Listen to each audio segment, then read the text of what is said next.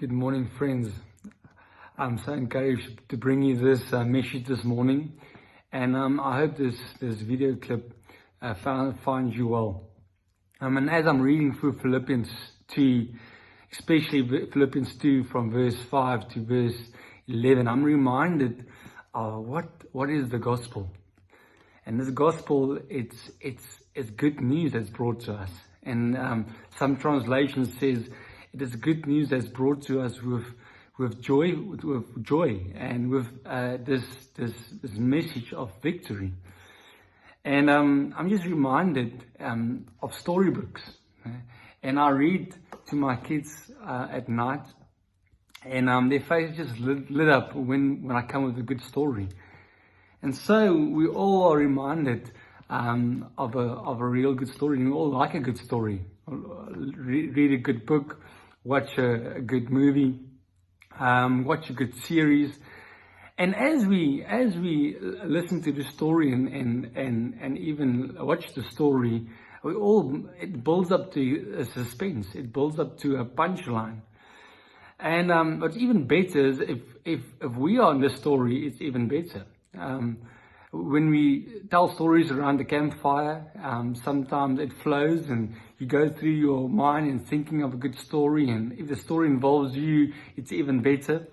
But so many times we forget the greatest story ever. The story about that's been played out in real life. The story that changes our way of doing things. The story that changes our motives of how we do things. The story that encourages. The story that leads us to a life of humble servanthood. The story of having the main character not to be served, but to serve. And what makes this story even greater, the story I want to tell you about, is this story has a place for you. The story has a place for you and me. And this story is probably bigger than our minds can grasp, our human minds can grasp. This story is a story that never ends. What makes this story even better than any other story is this story, we beat death. And we beat death through Christ. You see, our story, that we can be part of God's story, it's a story where God is the main character. God has written the story long before it played out. God has made the story where you can be part of it through His grace. And through the grace He has given to us. You see, this story, God comes and He sends Christ to earth and He beats death for us, so we can have a relationship with Him. You see, the story is about grace. The story is about what God has done and not what me and you have done.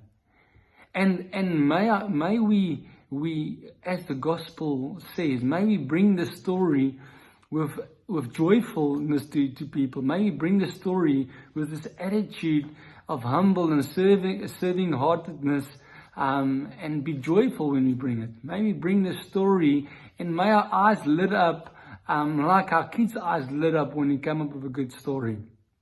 You see, what Philippians 2:5 tells us, that Christ came down and not counted Himself equal to God. He came to empty Himself for us.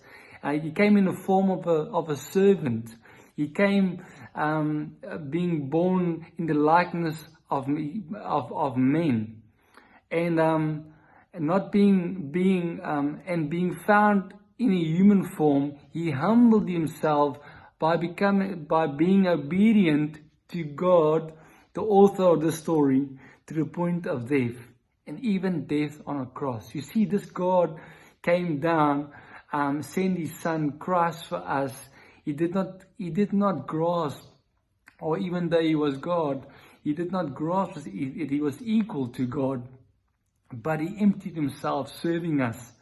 You see, He humbled Himself, knowing He will be exalted on a later stage We read it in Hebrews. We read it in Luke. We read it in Peter.